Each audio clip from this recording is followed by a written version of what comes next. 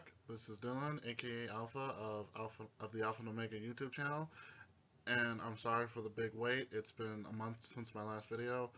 So my next video here is going to be a review. It's a full-blown review of a game that I've been waiting for ever since it was announced. But before I go, well, first I got to tell you about the game. It's Infamous Second Son for the PlayStation 4. But before we get into that, I want to tell you a little bit of history about the game and the stupid pop-up, the developers of the game. So Sucker Punch is responsible for developing the Infamous series, which first debuted in May of 2009. But before that, they were even more popular during the PS2 era, where they developed the Sly Cooper series. Now, along with Sucker Punch and Naughty Dog and Insomniac Studios, they were considered the big three of the PS2 era, and they were mostly responsible for why Sony is what it is today. Now, going into the PS3 era, Sucker Punch developed the Infamous series, and the main concept of the game is basically you're a superhuman. You have superhuman powers, but it's up to you to determine how you want to use these powers. You can be a superhero and you can go ahead and save civilians, beat down gangs, all that stuff, or you can be a supervillain and just wreak havoc all across the city or whatever.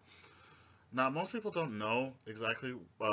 Most people don't know exactly what Infamous is, but it is it is a fairly popular franchise. I'm actually a fan of it. I bought the first game a long time ago. I think it was around 2010, I believe. But either way, I got into it and I love the series to death. And Sucker Punch has developed currently four different titles of Infamous. There's Infamous 1, which stars Cole McGrath as the main protagonist, and he stumbles upon this bomb of sorts that blew up in his face essentially. Now, you might think that's weird and everything, but that's how he got his powers, through the Rave Sphere, which is a device that collects all of the surrounding energy from people, and it concentrates it into into a conduit, which is essentially a mutant. Well, for lack of a better word, they're a mutant that you can use a specific form of matter. Like, they can use electricity, they can use paper, they can use water, all that kind of stuff. So, and through the Ray Sphere, by killing like thousands of people, he wasn't responsible, by the way. Well, technically, if you play the game, Cole McGrath becomes a superhuman with powers and with electricity. And it's up to you to determine if you want him to be a superhero or if you want him to be a supervillain. Fast forward a little bit, 2 years later, Infamous 2 comes out. That's also a good game. It's a great game, actually. And they came out with, and Sucker Punch developed a DLC title called Infamous Festival of Blood, which is non-canon, by the way. Now, currently, this is the PS4 era right now, or at least that's what I'm calling it. And while the PS4 doesn't actually have a lot of spectacular games, there is one, or at least a few, that have caught my eye. And that one is, well, Infamous Second Son. Look at how marvelous it is. And I've been waiting for this game ever since it was announced. And I wasn't sure it was going to come to the PS3 or if it was going to come to the PS4. And if it did, and since it did, I'm glad it did. And that's one of the reasons why I decided to get it. So, without further ado, let's get into the Infamous Second Son game. But first, a few rules about my reviews. One rule is my reviews are going to focus everything about the game. I'm going to review its content, I'm going to review its story, I'm going to review its gameplay, its graphics, music, everything possible. And I'm going to rate it based on my experience. Now, speaking of ratings, that's the second rule. I don't have a point rating system or a star rating system or whatever that kind of system that is. I have I recommend it or I don't recommend it. That's basically what my reviews are going to boil down to. So, here's the setting of the game. It takes place 7 years after the good ending of Cole McGrath, which is now the canon ending in Infamous 2. Oh, by the way, spoilers. If you don't want to watch this review, I recommend that you turn this video off right now and you go and buy the game. I'll give you 5 minutes. Wait, seconds. I'm sorry. Okay, I'm assuming you're all still here and you're interested in wanting to hear what this is all about. I apologize for the review. So here's what's up. Here's the setup. It's 7 years after the death of Cole. Okay, Cole activated the RFI, which was supposedly supposed to eliminate all conduits in the world. But apparently, Sucker Punch decided to retcon all that and make it where, the RFI didn't exactly go everywhere. There's still some conduits around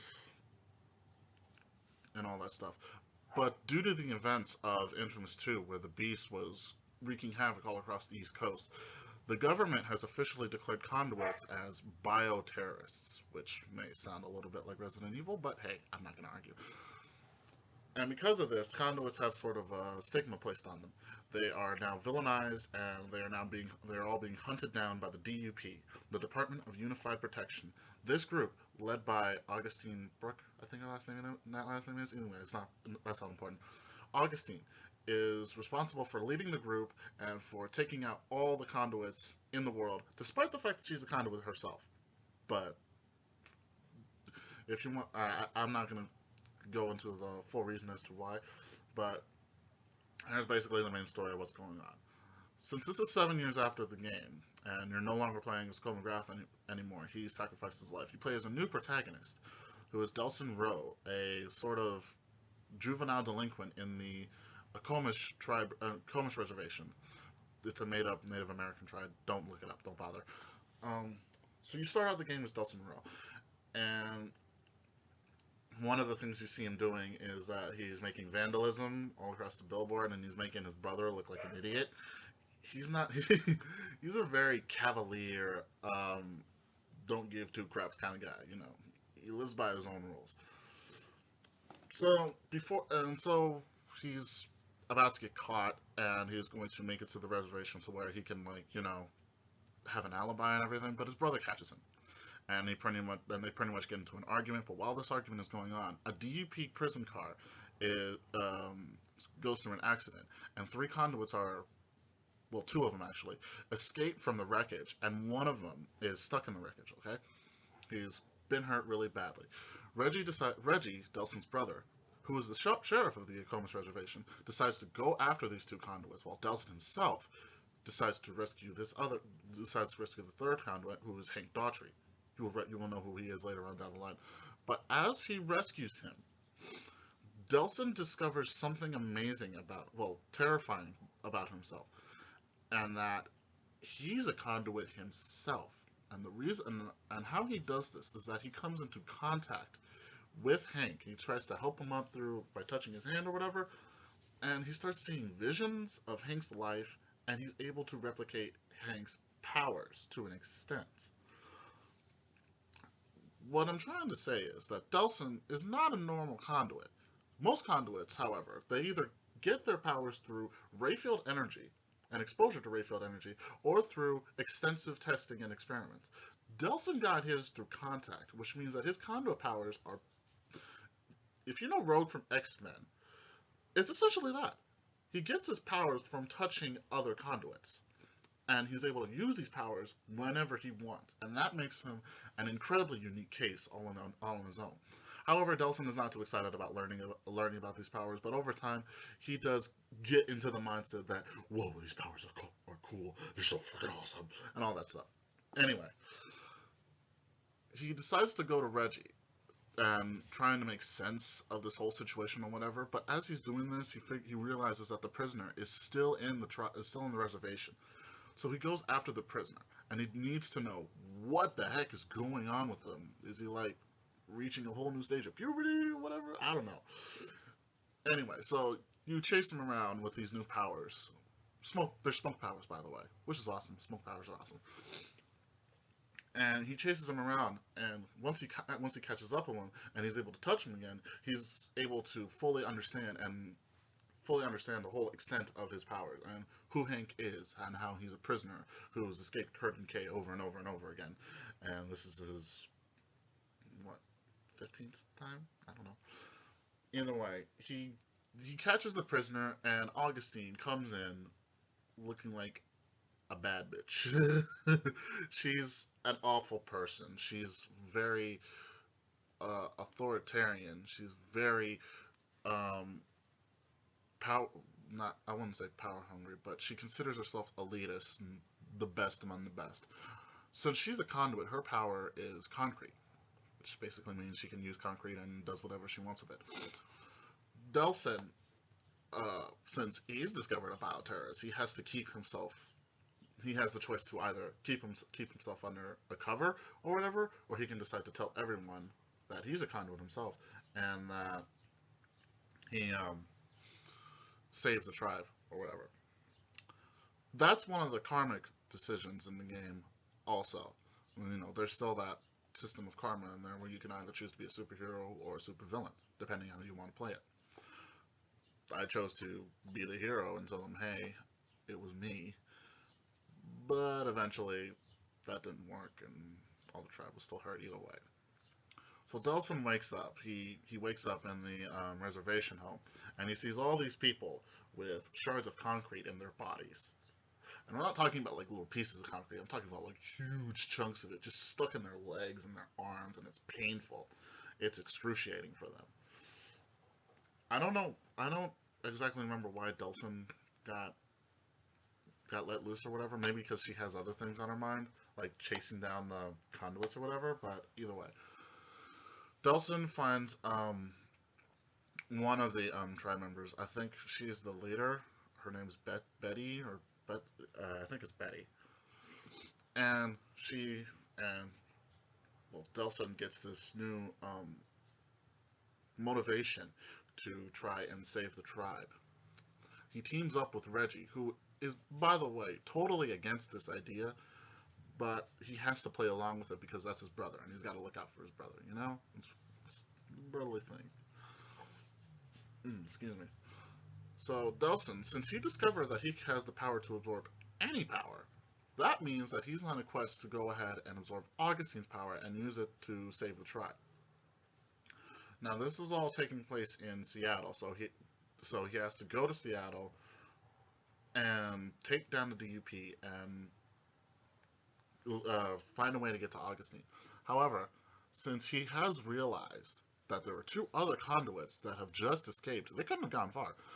They're also hiding in Seattle, and he's out to go look for those conduits as well and absorb their power so that he can use them against the DUP.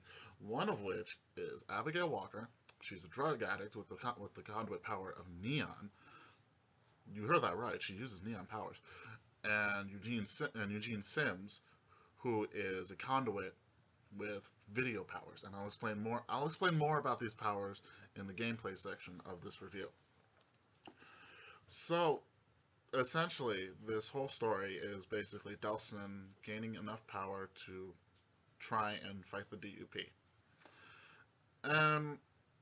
Well, I do kind of like the story a little bit, but I wish Delson's character was a little bit more developed in a way. I mean, throughout most of the story, he stays the same through and through. He doesn't really have a lot of character developed moments in the story, except for one, which is his brother dying.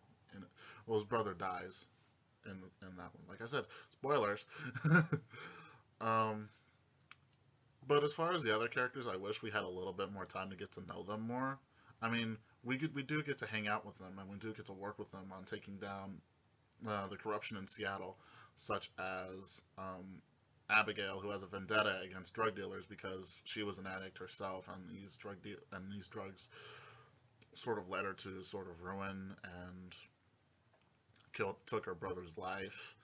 So there's that, and then there's Eugene, who just hates bullies. I mean, he's a gamer. He's a total recluse of a nerd, and he doesn't like the fact that these bullies just pick on him whenever they want. So he just hates bullies in general. Augustine herself is, well, she's your archetypical douchebag of a character. She's she'll take whatever method is necessary to apprehend conduits and to keep the control in Seattle. So that's essentially the story of the game, where Delson is either is rescuing Seattle from Augustine's control, but depending on how he does it is up to you. You can do it the good way, where you can save people, or you can just do it the evil way, where you can just go ahead and mow down whoever's in your path. And that's essentially it for story. I mean, it's not really that. I mean, compared to the other Infamous games, it's not really that good. I think Infamous 2 is the best story out of all of them because you understand Cole as a character. But when it comes to Delson, he doesn't really change a lot. He just sort of remains the same.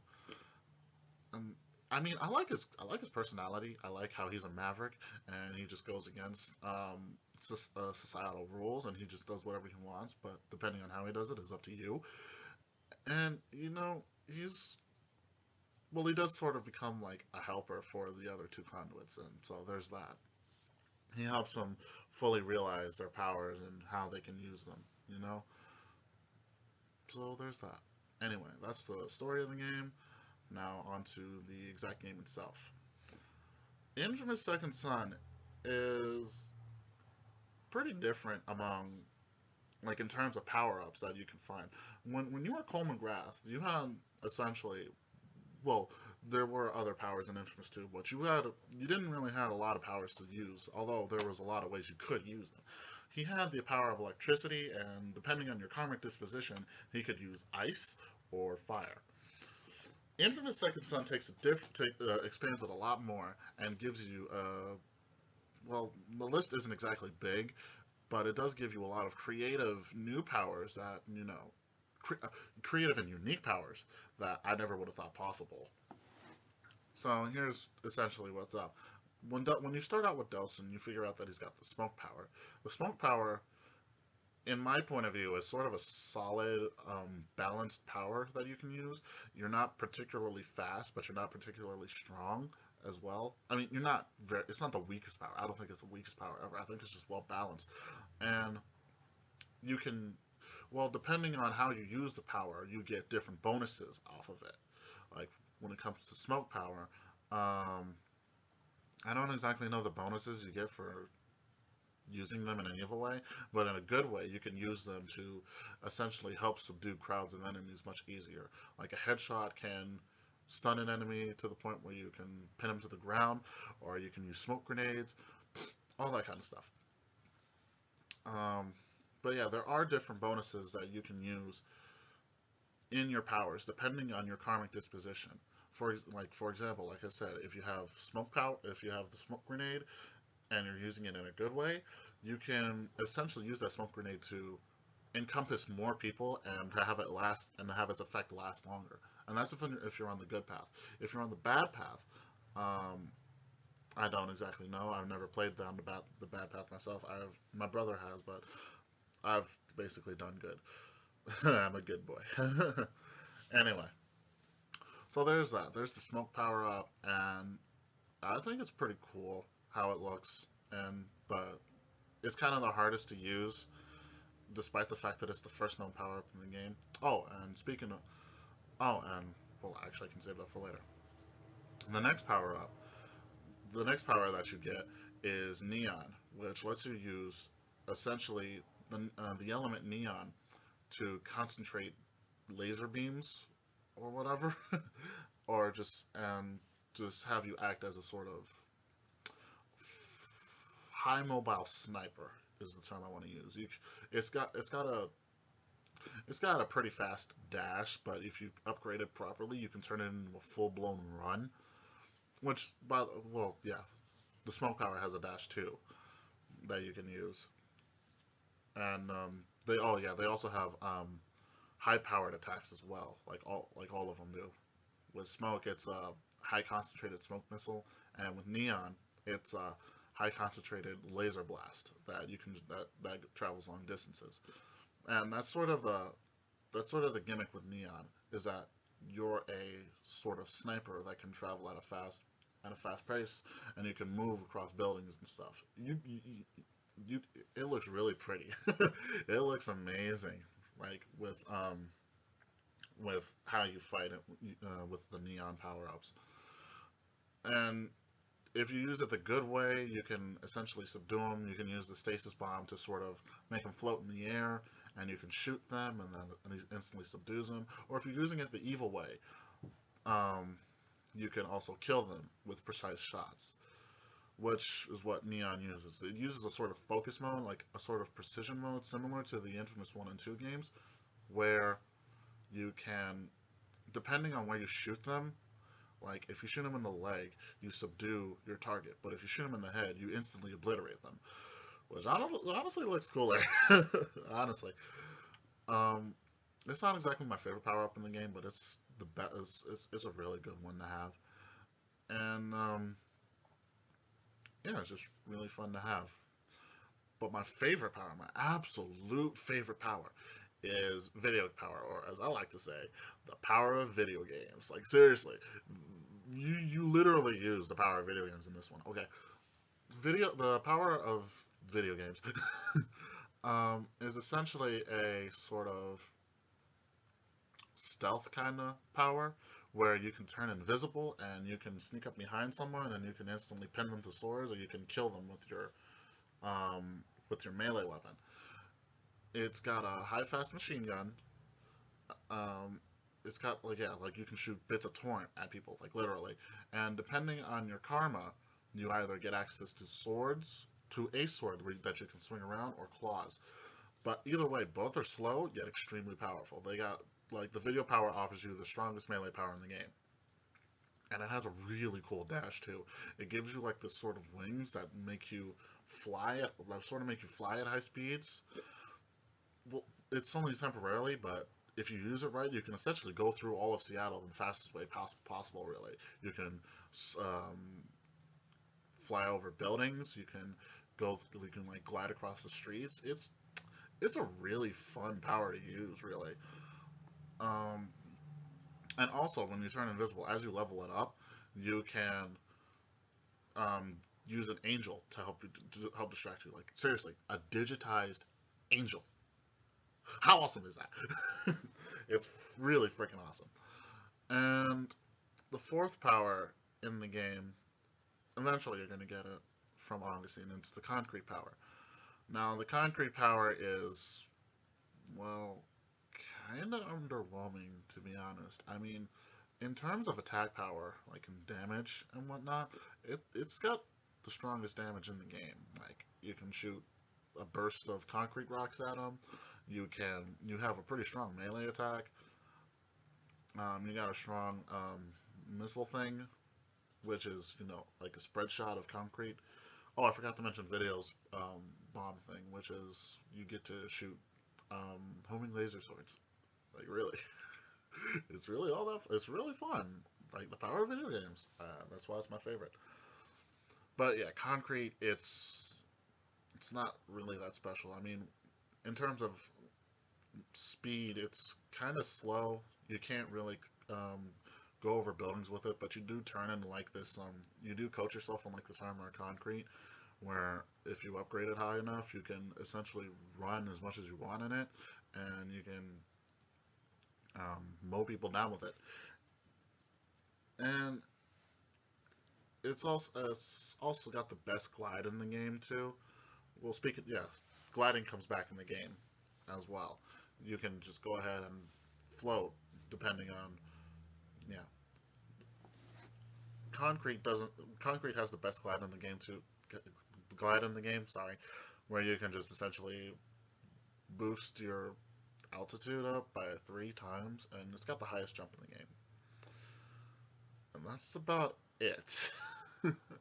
Oh, each of the powers that you have their, except for concrete, have their own karmic bomb. And what a karmic bomb is when, depending on your karma, if you do, like, say, okay, say I'm a good guy, right? I played through, doing good things in the game. Depending on your karmic actions, you see like a sort of meter at the upper left hand corner of the screen where you build it up. depending on how many actions you do. Well, once it reaches max, you have the ability to access your Karma Bomb, which depending on your power has different effects. Smoke power has access to the orbital drop, where you sort of fly high up into the air and you come crashing down, sending out a shockwave of smoke, either knocking out your victims or completely destroying them. Radiant Sweep is a power accessible to Neon, where you sort of suspend everyone high into the air, like they're literally floating into the air, and you just coat the area with neon lasers. It's the prettiest power, and it's the prettiest looking Karma Bomb in the game. Like, it looks absolutely amazing. And then there's the Hellfire Storm from the video power, where you can summon angels from on high to literally dive bomb into enemies. And that's also pretty freaking cool looking, you know? But in terms of my favorite Karma Bomb, I'd say Radiant Sweep's got it, just because of how devastating it looks, just suspending people in midair and shooting every one of them, just coating the whole area with her neon lasers. It's awesome. Um, but to get all these different power-ups in the game, you have to look for core relays. Core relays are essentially like the blast cores of Infamous Second Son. In Infamous 2, blast cores are a way you get new powers in the game, but for an Infamous Second Son, you find core relays, and to find these core relays, you have to drain them.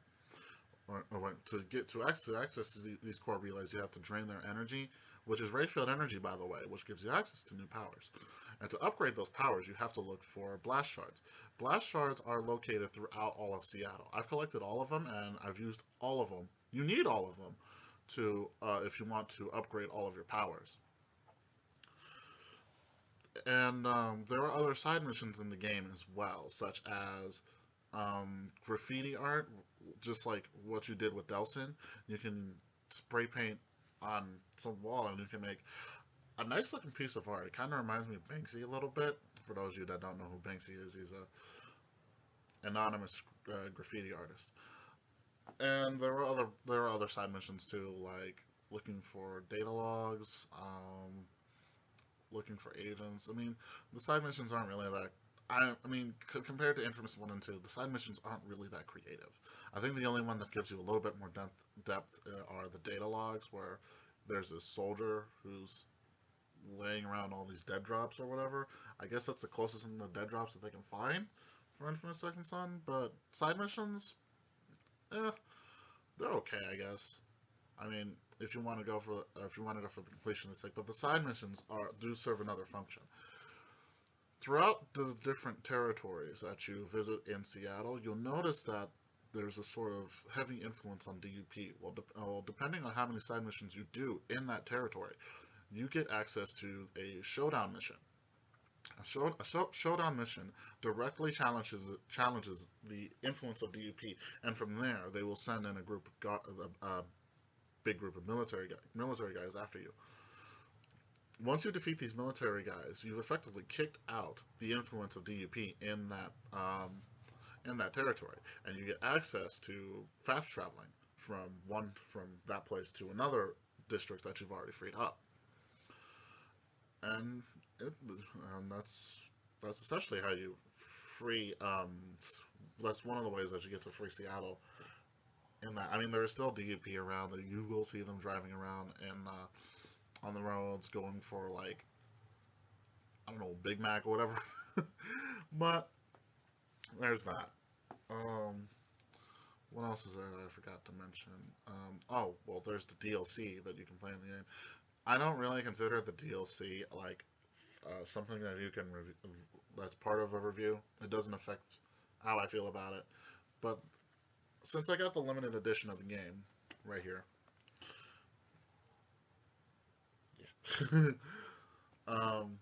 it gave me free access to Cole's Legacy, which is sort of the glue that helps connect between Infamous 2 and Infamous Second Son. And it helps explain that there's this anti-DUP movement that's going on, that's trying to take the DUP out. And an important member who's part of it is Zeke from Infamous 2. and from the first two Infamous games, and I really liked his appearance there. I mean, he gave like a little funny line. He gave like a sort of little sex talk about how to use your powers right, and it was just really funny just seeing him back there. You know, I like Zeke. He was a great character, and I just thought it was nice seeing him there. Oh well, I guess when it comes to Reggie as a character, he's sort of like the watchful older brother, I guess. But but Delson and Reggie's relationship is they sort of contrast each other, you know, where Delson is the juvenile delinquent and Reggie is the cop, and they sort of have these arguments and these spits and these fights and whatever, but they do get along. They do know how to get along. Um, there's also another form of DLC, which is free, by the way, called the Paper Trail. The Paper Trail is essentially where you get to. I'm sorry, my nose is all stuffed up. Where you get to fight where you get to discover what's actually been going on in the DUP. You follow the footsteps of a paper conduit named Celia, who who's been copying the different ways that Abigail and Eugene have been killing people. Yeah, before you meet up with them, Abigail and Eugene do become murderers of a sort. But as you follow her, you will soon realize that there's something else going on within the DUP. And I think this is the first game I've ever played where I've not only had to use the console to play the game, but I've had to use my computer. In order to play Paper Trail, you have to establish a profile on Infamous Paper Trail. And once you've done that, you get access to these missions that you have to start on your console. And once you've done the mission on the console, you have to go back to a certain destination where it'll sync up your profile with the one on the computer. And from there, once you've collected enough evidence on the computer or enough codes or whatever, on the computer you have to start decoding it. You have to start figuring out what's up with this evidence. You know, you have to find clues. You have to start doing some decryptions. It's really fun. I've had a lot of fun with it. It can be quite frustrating at times. Like I won't lie, I've had to go and look up the answer, figuring out what it's done. But other than that, I didn't really have a lot of challenge with it at all. I mean, it's if you want some more stuff to do in the game, then there you go. That's it. That's the paper trail right there. Now, grading the full package of Infamous Second Son, do I recommend that you go ahead and buy the game, or do I not recommend it? I say absolutely. I say, as an Infamous fan, I say you should go out and try and look and go and get the game. You don't have to go back and play Infamous 1 and 2 to understand the story of Infamous Second Son. It stands alone well enough. It stands alone well enough on its own. And story-wise, it might not be the best. Delson's a nice character. Um, yeah, he's a bit of a juvenile delinquent. Some of the characters are kind of enjoyable. I think there's like one scene where Delson and Abigail have a sort of touchy-feely moment where it's almost romantic in a way. But that was on my side, on the good side. On the bad side of the ending, it gets, well, heated. But yeah, I'm just telling you all this from what's happened with on how my brothers played it. But gameplay-wise, it's a lot of fun. The graphics are amazing. They're really some of the best I've seen that the PlayStation 4 can show off, and it shows the PlayStation 4's graphical powerhouse. That it's a graphical powerhouse, really. And the game mechanics themselves they're really not that hard to understand. They're practically pretty simple. Oh, and to switch from power to power, you have to find that source of power that you want. Like, say I'm Neon and I want to switch to video. Well, I have to go find a TV to absorb all the pixels, I guess, to to access this sort of power, to access my video power. But yeah, I say if you're looking for a PS4 and you want a good game to, sort of help with your PS4 experience, I'd say go out and look for Infamous Second Son. It's a great game. It's a lot of fun, um, and there's a lot of stuff that you can do in it. And I guess that's about it, really. I might come back later with another video. I'm not sure when. Um, I'm sorry if you guys are hearing a lot of noise out there. um, I don't, the neighborhood's not the best. But I hope you guys enjoyed this video. I understand that this review is a little bit jumbled. It's kind of my first video review ever. So, and if you guys have any criticisms, go ahead and tell me what's up, what I got to do, what I have to improve. And, oh, one more thing. If you like this video and if you have any thoughts about how you felt about Infamous Second Son, go ahead and like this video. Go ahead and comment on it. Tell me what you think about the game. You know, I like discussions. I like critical discussions on video games. You know, you can go ahead and tell me your opinion. If you hate it, go okay. If you like it, hey, that's great too. And if you didn't like this video, then just go ahead and dislike it. Anyway, that's about it. I hope you guys had a good time watching this video, and I'll see you guys next time.